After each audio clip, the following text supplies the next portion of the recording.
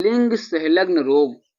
लिंग संलग्न रोग ऐसे रोग होते हैं जो कि जनकों से पुत्रों में आते हैं। जब माता पिता लैंगिक संबंध बनाते हैं तो माता पिता से बच्चों में जो रोग आते हैं उनको लिंग संलग्न रोग कहते हैं। ये वंशागत होते हैं, यानी कि ये पीढ़ी दर पीढ़ी स्थानांतरित होते रहते हैं। यदि देखिए, अगर कोई सामान्य स्त्री का विवाह वर्णांधित पुरुष से हो जाए, यानी वर्णांता भी एक प्रकार का लिंग संलग्न रोग है। वर्णांता में क्या होता है कि इस रोग से पीड़ित व्यक्ति जो होंगे वो कलर में विभेद नहीं कर पाते, यानी उनको लाल रंग जो होगा वो हरा दिखाई पड़ेगा और हरा रंग लाल दिखाई पड़ता है। तो ऐसे व्यक्ति जो कलरों में रंगों में विभेद नहीं कर पाते हैं, तो ऐसे रोग से पीड़ित व्यक्ति को वर्णांधित व्यक्ति कहेंगे। यानी उनको कौन सा रोग हो गया है? वर्णांधित रोग हो गया है, वर्णांधता हो गया है, कलर कलर ब्लाइंडनेस जिसको बोलते हैं। यदि सामान्य स्त्री है कोई जिसका गुणसूत्र एक्स एक्स होता है और पुरुषों के जो गुणसूत्र होते हैं वो एक्स वाई होते हैं, यानी कि उसमें स्त्री और पुरुष दोनों को जन्म देने की क्षमता होती है। यदि किसी वर्णांधित पुरुष का विवाह सामान्य स्त्री से हो जाता है तब इसके सैंपल में क्या करेंगे, जो एक्स गुणसूत्र है इसके ऊपर स्टार बना देंगे और बगल में वाई लिखा रहने देंगे इसे। अब इससे क्या हो गया कि ये एक प्रकार का सैंपल बन गया जो कि वर्णांधित पुरुष को दर्शा रहा है, यानी कि पुरुष में क्या है? कलर ब्लाइंडनेस है। अब देखिए, यदि सामान्य स्त्री का गुणसूत्र यानी कि अंडाणु पुरुष के शुक्राणु यानी एक्स गुणसूत्र से मिलते हैं तब एक्स एक्स यानी कि स्त्री का निर्माण होगा। अब जो स्त्री होगी वो कैसी होगी? वाहक होगी, यानी कि स्त्री कैसी होगी? वाहक स्त्री होगी। अब देखिए, यदि इसी वाले जो समान स्त्री है इसका जो दूसरा एक्स है इसका संकरण यानी कि पुरुष के वाई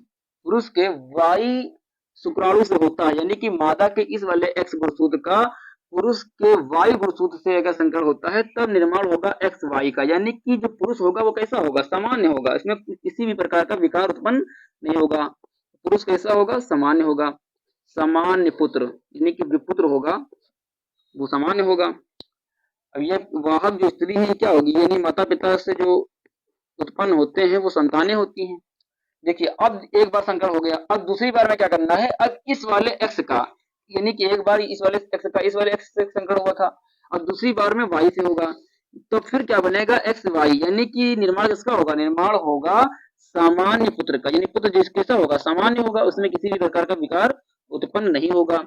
दूसरी बार में क्या करना है? यदि मान लीजिए कि इस वाले एक्स गुणसूत्र का मादा के जो डिसेबल है यानी कि जो गुणसूत्र खराब है यानी इसके ऊपर स्टार बना है, इस वाले एक्स गुणसूत्र से संयोजन हो गया, यानी कि जो स्त्री है इसके अंडाणु का निषेचन पुरुष वर्णांधित पुरुष के एक्स गुणसूत्र जो कि विकारित है यानी कि जिसमें विकार उत्पन्न है, अगर इस वाले एक्स गुणसूत्र से हो गया तब निर्माण होगा एक्स एक्स का, यानी कि जो स्त्री होगी वो कैसी होगी? जो पुत्री बनेगी स्त्री जो होगी, यानी जनक से उत्पन्न जो पुत्री होगी वो कैसी होगी? वो होगी वाहक स्त्री। कैसी स्त्री? वाहक स्त्री।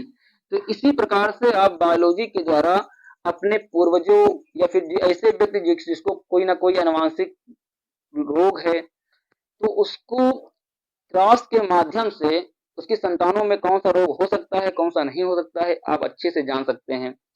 तो इसी प्रकार से आपको एक प्रकार का चित्र बना देना है। अगर पेपर में आता है लिंग संलग्न रोग और जितनी बातें हमने बताई हैं इन सभी बातों का वर्णन कर देना है, तब आपको 3 नंबर आसानी से बोर्ड पेपर में मिल जाएंगे। तो आशा करते हैं आपको ये वीडियो पसंद आई होगी। धन्यवाद।